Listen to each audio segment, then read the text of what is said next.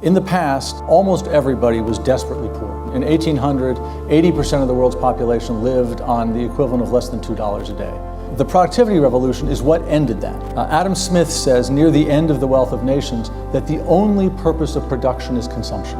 And in a world in which almost everybody is desperately poor, that principle has a kind of a grim moral logic. When you work to make things that other people need, you relieve dire needs. Second point, though, is that at some point of every good and even money, more no longer makes us better off.